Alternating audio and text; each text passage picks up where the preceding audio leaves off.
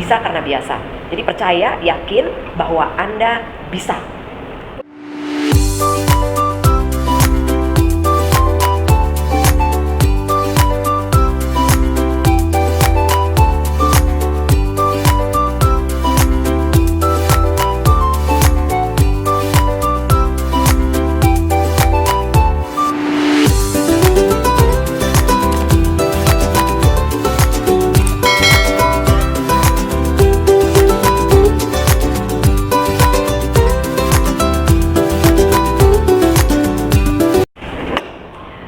Assalamualaikum warahmatullahi wabarakatuh. Kembali lagi di channel YouTube saya, Gadis Oktori. Hari ini saya kehadiran teman saya yang pastinya sangat luar biasa sosok beliau. Silakan, ini dia. Halo, apa kabar semuanya? Nah, silakan Mbak Bena perkenalkan diri. Halo, saya biasa dipanggil Bena Rangkuti ya. Jadi kita boleh ngobrol-ngobrol saat ini ya. Ini adalah sahabat terbaik saya. Sehari-hari tuh kegiatannya ngapain? Saya setiap hari itu masih ngajar biasa public speaking di salah satu universitas di Jakarta. Selain ngajar dari mata kuliah public speaking, saya juga biasa masih MC, moderator. MC-nya acara-acara formal, non formal. Tapi akhir-akhir ini lebih banyak formal. Untuk moderator juga acara-acara lebih ke acara-acara BUMN, kepolisian, TNI. Banget nih, karena Mbak Bena sendiri itu aktif di dunia public speaking, khususnya karena aktif menjadi host, moderator. Kayaknya cocok banget nih kalau misalkan malam ini kita berbagi, minta ilmu dan jadi host. Apakah dulu langsung jago atau masih belajar? Enggak dong, semua butuh proses ya. Sama seperti anak kecil, tidak langsung berlari. Dia pasti akan membutuhkan proses mulai dari merangkak, lalu belajar berdiri, lalu jatuh lagi, belajar lagi hingga pada akhirnya berjalan perlahan dan akhirnya bisa berlari. Begitupun sama saya tidak langsung bisa perform di depan para pejabat, saya tidak bisa langsung perform menghadapi ratusan bahkan ribuan orang, no. Semua butuh proses. Jadi saya berawal ketika saya SMA. Jadi SMA mulai didaulat suka ada upacara kan? Nah, saya diminta tuh MC upacara, kan biasa tuh masih. Yang penting buat saya, kalau orang lain bisa, kenapa saya tidak? Orang lain makan nasi, saya juga makan nasi. Jadi kalau orang lain bisa, saya pasti bisa. Di situ semangat saya. Gimana sih rasanya ngebangkitin rasa percaya diri, kemudian rasa motivasi ya mungkin ya? Satu, tips buat yang pertama, gali potensi diri Anda. Apa sih keahliannya? Tidak harus memaksakan. Kalau memang pertama menjadi seorang pembicara public speaker tuh ya, itu adalah salah satu karunia, bakat juga. Ada yang bakat dan ada yang memang karena kebiasaan, bisa karena biasa. Gitu ya, ingat, bisa karena biasa. Tapi juga karena ada yang bakat. Kalau saya merasa teman-teman mengatakan Bena tuh memang ada bakatnya lah, talentnya di situ. Itu juga menambah kepercayaan diri saya. Tapi apakah ketika kita ada bakat terus kita nggak latihan? No, saya latihan, saya baca, saya lihat presenter, saya lihat MC profesional. Jadi apa yang ada di dia saya amati. Oh, suaranya, vokalnya. Kalau biasanya saya bicara, selamat malam Bapak Ibu. Sekarang saya mulai dong. Oh, ada ternyata. Selamat malam Bapak Ibu, hadirin sekalian. Terus jadi dimodifikasi iya, juga ya. Ada, karena kan kita harus ada pernapasan terus. Pertama gali potensi diri. Apa bakat keahlian Anda? Kedua, biasakan latih dari potensi diri Anda. Kalau memang Anda berbakat potensi dirinya menjadi MC, moderator, presenter, digali, di latihan. Terus banyak bertanya, banyak belajar.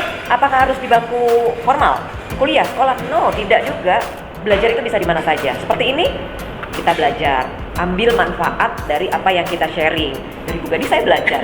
Jujur loh, setiap saya ketemu orang buat saya pembelajaran. Yang pertama, gali potensi yang ada di diri Anda. Apa sih potensi bakat diri Anda, talent Anda? Kedua, latihan. Banyak bertanya, jangan pernah malu. Dan jangan merasa minder dengan siapapun. Anda harus menjadi diri sendiri. Jadi diri sendiri yang seperti apa sih?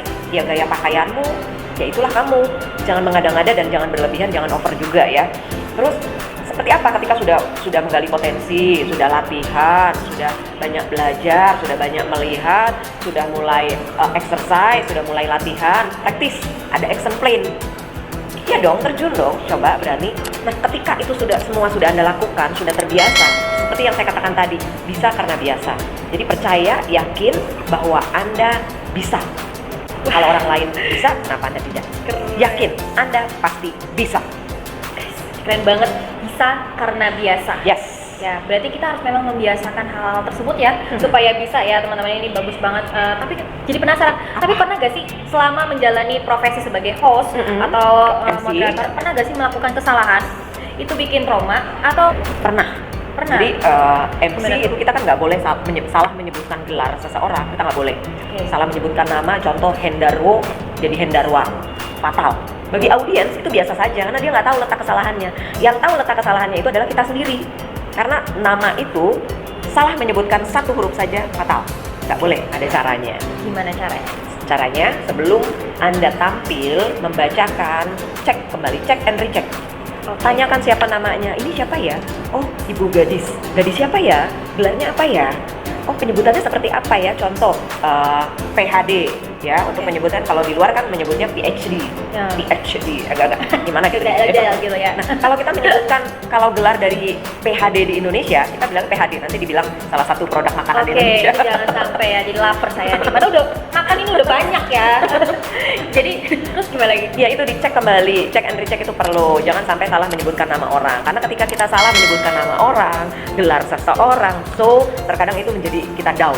Ketika kita sudah down, bad mood, maka perform Anda menjadi Selama menjadi host, ada gak narasumber yang mungkin nyebelin? Ada atau nggak nyambung? ada.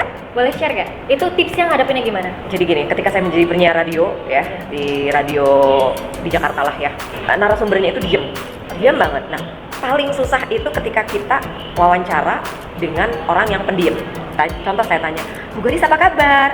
Jadi satu, kalau saya menghadapi narasumber yang agak-agak diam gitu, selamat pagi, Ibu apa kabar?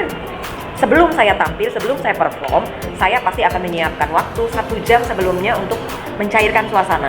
Jadi tipsnya, ajak mereka ngobrol, santai, rileks. Jangan memulai satu perbincangan topik yang berat, tapi mulailah perbincangan.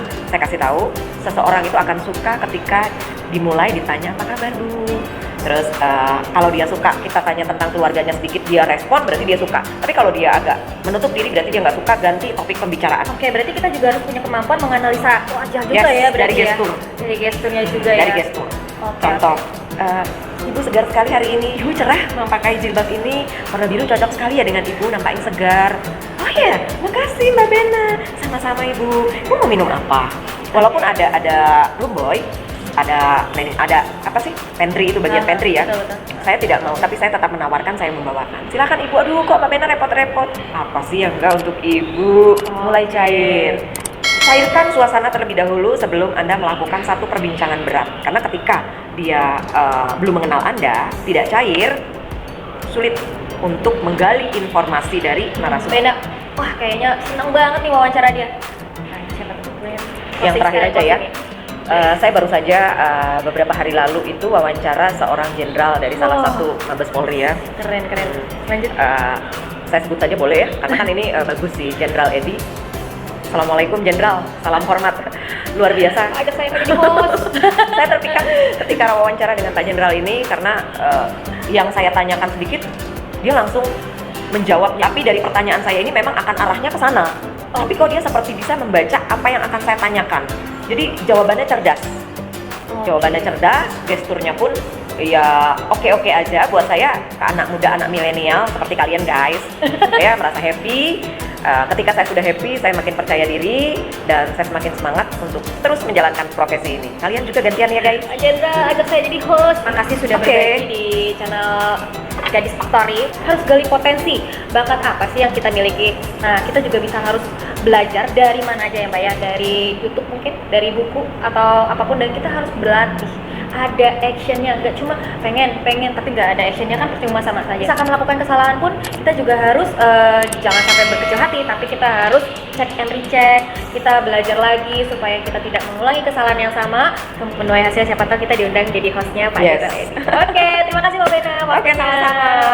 Teman-teman jangan lupa juga subscribe YouTube-nya Bena Rangkuti, jangan lupa like, subscribe, share, and komen serta lonceng. Oke, terima kasih Mbak Bena. Oke. Sehat selalu ya Mbak Bena. Terima ya. kasih. Terima kasih. Ditunggu nanti konten selanjutnya kita kolaborasi. Siap. Bye. Thank you guys yang sudah nonton. Jangan lupa di subscribe semua sosial media gitu. Bye.